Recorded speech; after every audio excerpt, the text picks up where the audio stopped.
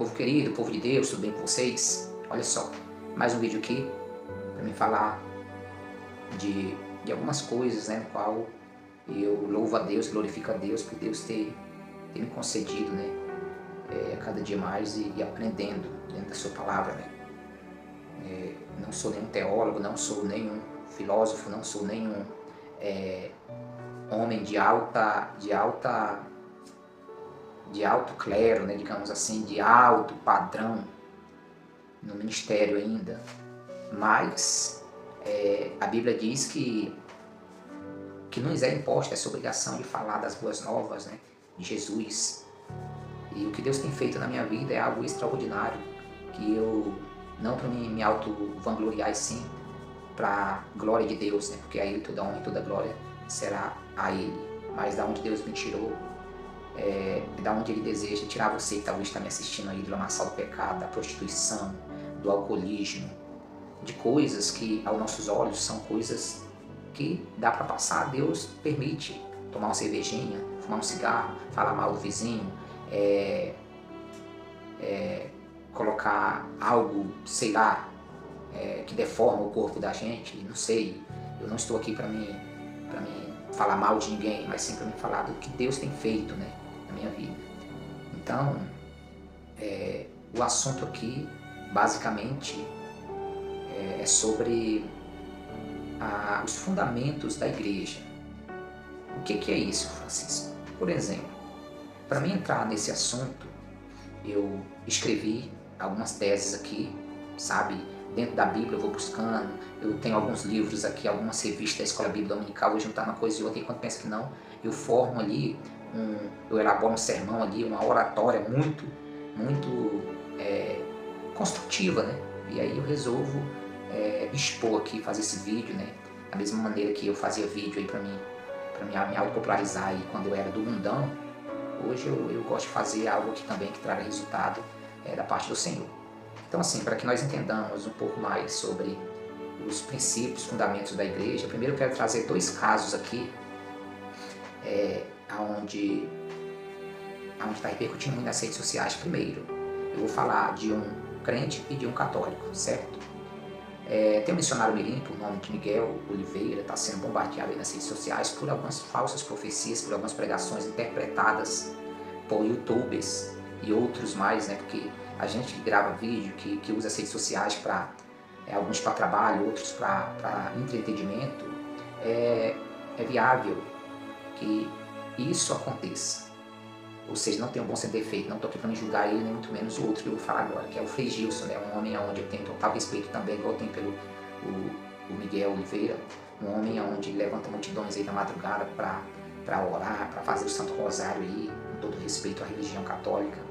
Porém, de fato, a gente tem que entender que até o próprio Jesus foi tentado, né? Não só no começo, e sim no meio e no fim, porque Satanás ele está sempre para nos afrontar, para meter medo na gente. Mas quando olhamos para a Bíblia, a gente tem todo esse respaldo, todas as respostas. E vamos entender que a nossa luta não é contra carne, nem contra sangue, é contra os principados e potestades. Anos atrás, a gente ia falar de ataques só de esquerda e direita, dentro do poder judiciário, legislativo e executivo.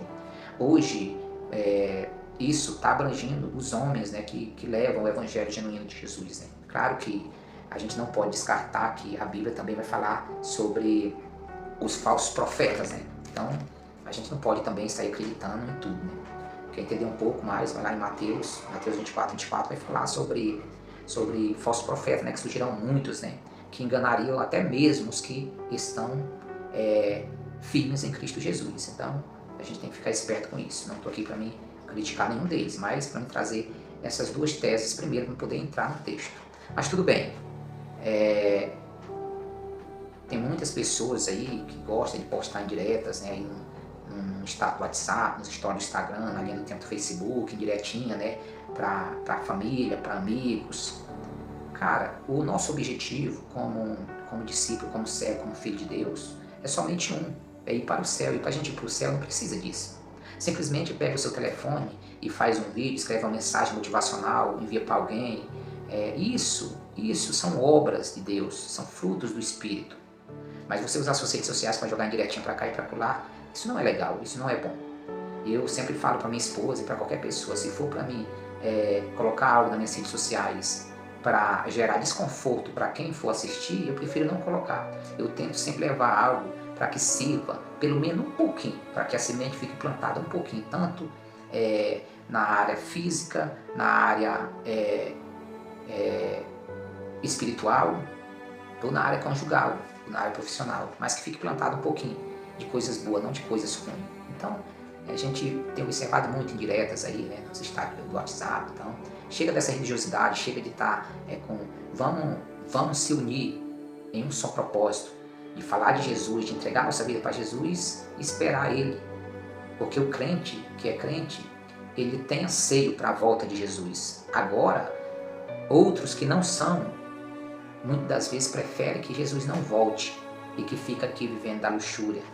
E a Bíblia de fato vai falar que não ajuntais tesouros na terra, onde a taça corroge e corrói, e se ajuntai tesouros no céu. Que lá é que somos galardoados, é lá que temos a vida eterna. Amém?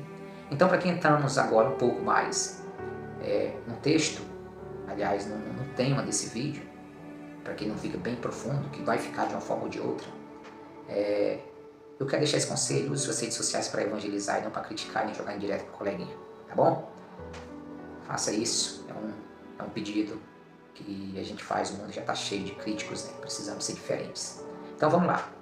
Por que hoje em dia se trata do nome de religião, qual a certa e qual a errada? Com todo respeito, vocês sabiam que o significado do catolicismo, no início das igrejas, depois da ascensão de Jesus, depois da igreja de Atos, o significado catolicismo era universal, ou seja, católico, universal, ou seja, era somente uma igreja. Só que foram expandindo algumas doutrinas e aí se tornou algo muito banal, algo muito herético. E aí foi começando a bagunçar as coisas, a igreja do Senhor começou a ficar tudo igual você vê nos dias de hoje. Mas ainda temos uma onde nos direciona a verdade, que é o Espírito Santo. E a Bíblia vai falar em três, viu? Espírito Santo, Espírito humano e Espírito do diabo, ou seja, três. Pensa bem. Então, já estão atuando nas igrejas, esses três. Então, a gente tem que buscar, lá em 1 Coríntios, no capítulo 12, vai falar sobre os dons espirituais. E um dos principais dele, onde a gente deve buscar, é o dom de discernimento de espírito. Por quê? Para que a gente discerne o que realmente é de Deus, o que é do homem e o que é do diabo. Em uma das pregações de um determinado pregador, ele foi pregar numa cruzada. E quando ele estava pregando, aí ele falava assim: já está vindo gente ali entregar sua vida para Jesus, se reconciliar. Eita, já está vindo gente falando mistério, já está vindo irmãos. E aí outro irmão que estava na retaguarda, na tribuna, se levantou, estendeu a mão e disse assim: saia dela no nome de Jesus. Ou seja, até os homens que estão nos púlpitos se enganam que o Espírito Santo está operando dentro da igreja. Mas às vezes é o espírito do inimigo, o espírito do diabo. Porque ele foi um anjo de luz, ele esteve no céu. Então ele também tem poder, só não tem poder mais do que Jesus. E aí o obreiro que estava na retaguarda teve o que? Discernimento de espírito. Então aquela pessoa não vinha falando em línguas do Espírito Santo, sim do espírito do diabo. E aí o outro que estava na retaguarda descobriu e usou o dom de discernimento de espírito, e aquela pessoa caiu, e ali o Espírito Santo começou a trabalhar. Ou seja, é preciso que a gente entenda isso. Então hoje já está operando o Espírito Santo, o Espírito humano e o Espírito do diabo, só que o Espírito Santo é o verdadeiro. Esse que é o Espírito de Deus. Amém? Então vamos lá. Sabemos bem que o ministério de Jesus aqui na Terra foi pouco. Jesus viveu apenas 33 anos aqui na Terra. Só que como que surgiu a igreja primitiva?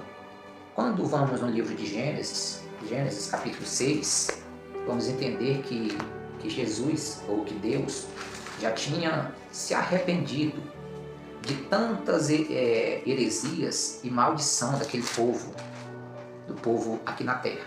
E aí é onde Deus resolve enviar o seu Filho, Jesus Cristo. E aí Deus enviou o anjo Gabriel para anunciar a Maria, que ela iria dar luz a um filho, porás o nome de Jesus, né? E o mesmo anjo também falou com seu esposo José. E aí olha só o que está escrito em Gênesis capítulo 6, versículo 6. Então arrependeu-se o Senhor de haver feito o homem sobre a terra e pesou-lhe em seu coração. Ou seja, Deus já estava falando que estava arrependido de ter colocado o homem aqui na terra. E olha só que estava no início. Adão e Eva tinham acabado de ser formados, mas já tinham sido decepcionados por Deus, porque Porque o diabo usou a serpente para ir contra as coisas de Deus. E aí, quando vamos para Gênesis, no capítulo 6, e no versículo número 6, Deus já demonstra que, já fala que a corrupção já tomou de conta do ser humano de uma forma geral aqui na Terra. E aí, no versículo número 6, no mesmo capítulo, no capítulo 6, vai dizer que Deus se arrependeu de haver feito o homem. E aí Deus já começa a pesar a mão. Então, aí quando nós vamos para Atos dos Apóstolos, no capítulo 1 e no versículo 9, aliás, no versículo 7, vamos entender que Jesus já está aqui nessa terra. Deus se arrependeu, lá em Gênesis 6, de haver feito o homem, de haver feito Adão e Eva.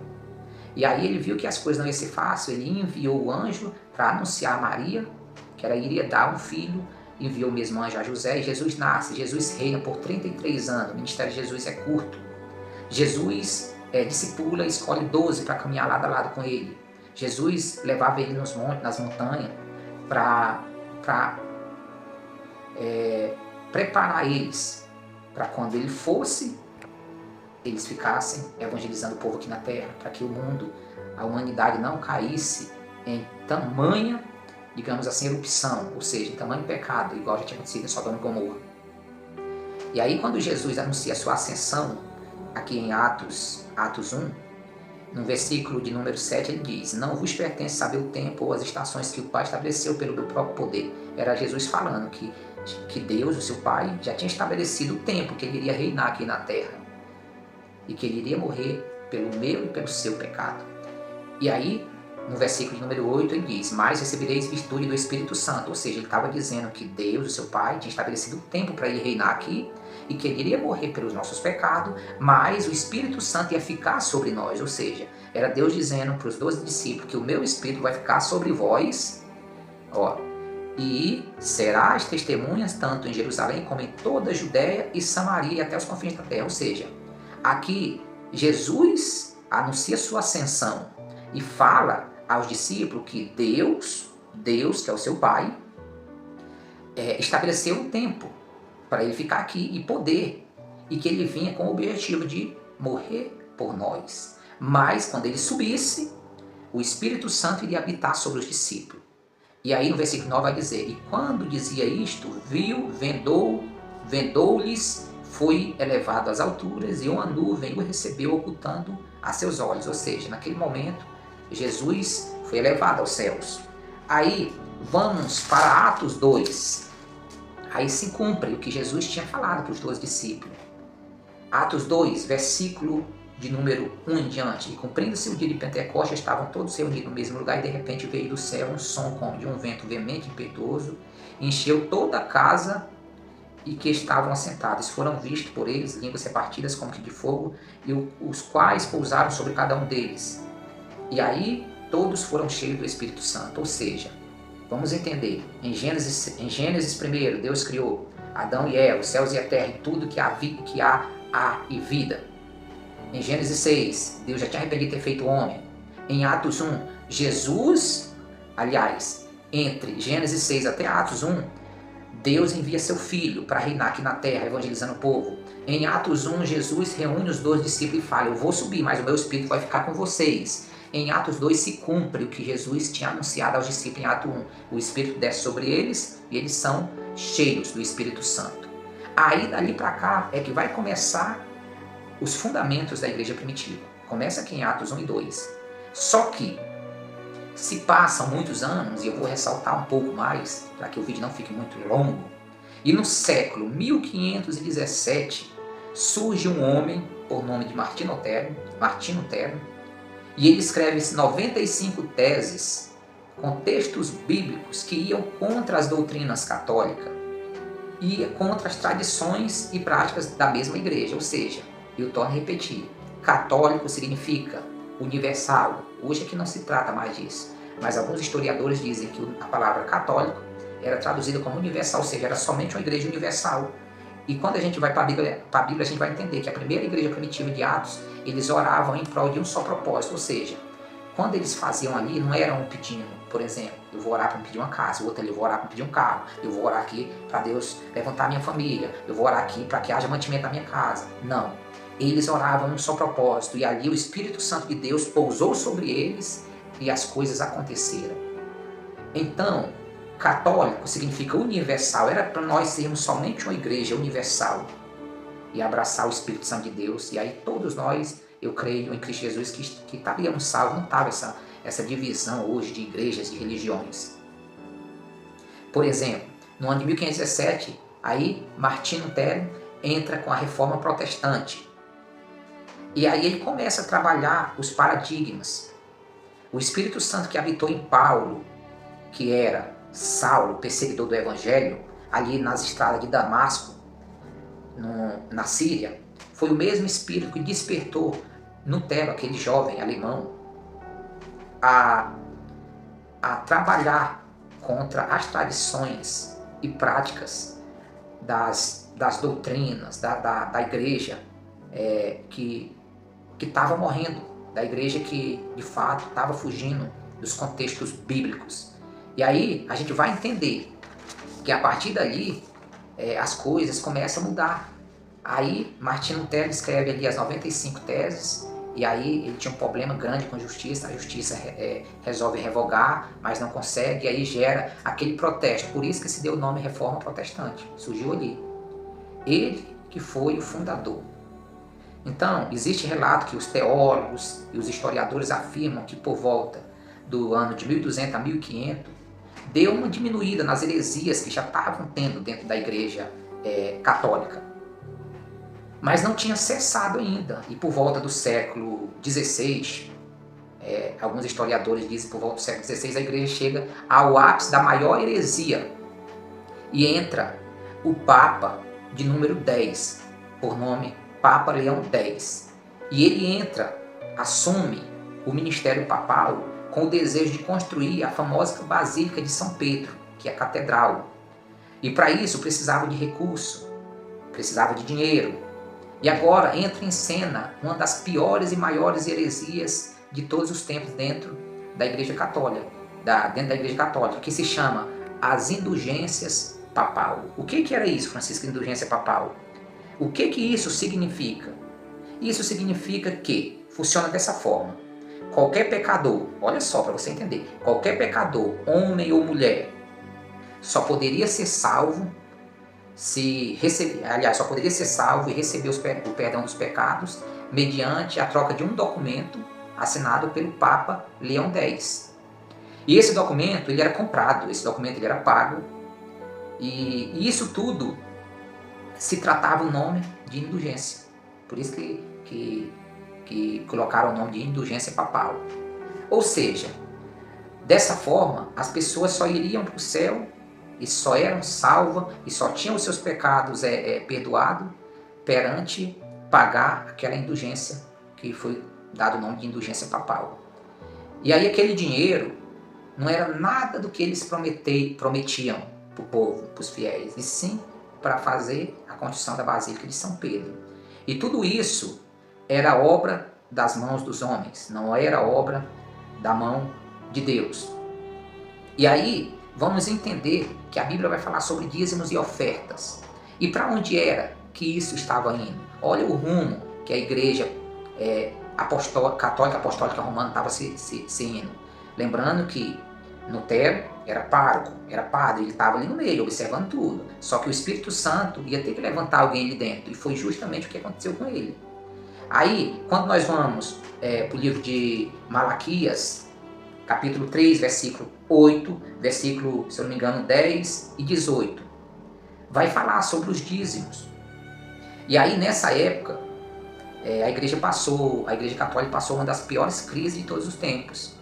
E se tratava do período medieval, ou seja, a Igreja passou por um período de escuridão, período das trevas, que chama. E aí, naquela mesma época, o povo não tinha acesso à Bíblia em suas línguas, ou seja, o povo estava leigo. Só quem tinha acesso à Bíblia eram os líderes, eram os patriarcas, eram os párocos, eram os cardeais. A Igreja Católica era forte. A Igreja Católica ela era muito forte. E a palavra católica, é igual eu acabei de falar para vocês, ela tinha um grande significado, que o significado era universal, ou seja, era somente uma igreja. E ali era ela tinha o poder de muitas coisas, tinha uns 3, 4 poderes aquisitivos. A Igreja Católica, ela tinha o poder da ciência, ela tinha o poder das artes, ela tinha o poder da medicina. E aí, o poder do Espírito Santo de Deus já não estava mais operando ali. O Espírito Santo de Deus já não pairava mais sobre aquela igreja. E aí, depois de tudo isso, ela se tornou assim, uma igreja herete, uma igreja pagã, uma igreja ignorante, uma igreja que vivia na escuridão, uma igreja onde não tinha mais batismo no Espírito Santo, onde não tinha mais renovo espiritual.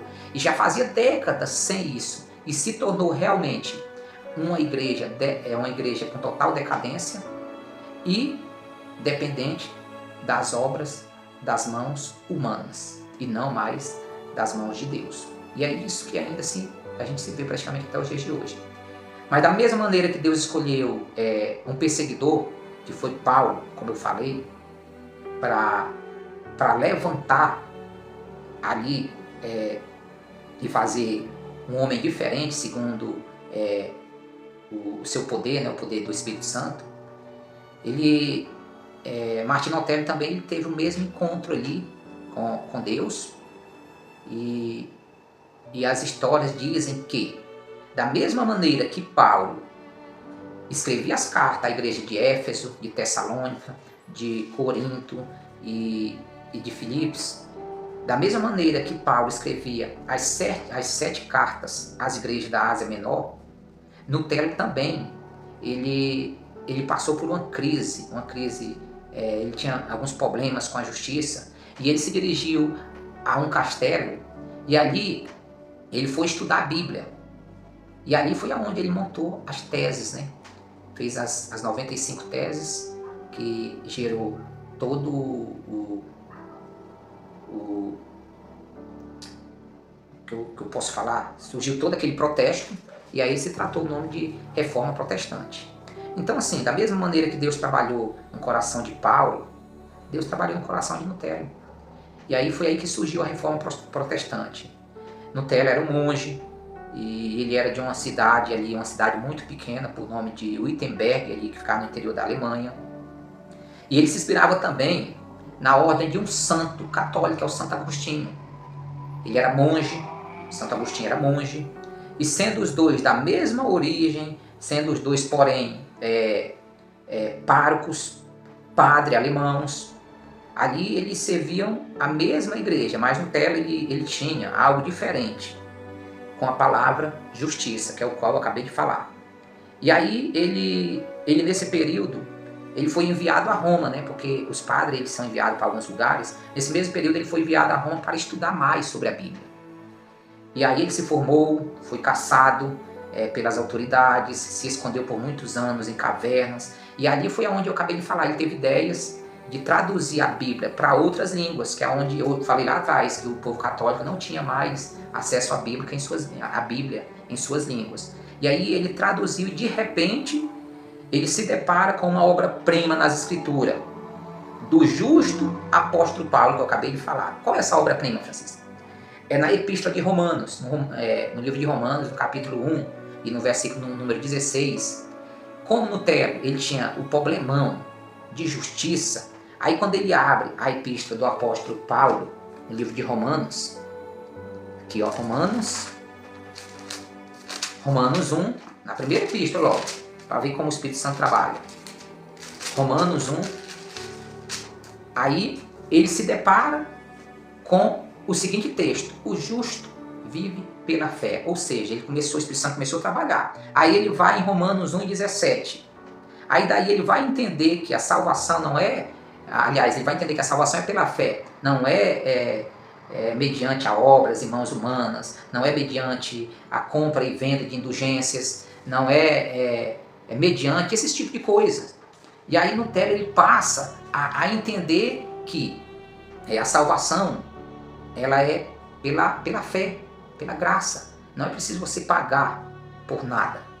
E aí o Espírito Santo começa a bradar, começa a falar o coração dele, que a Igreja Católica estava se tratando de recursos para construir aquela basílica.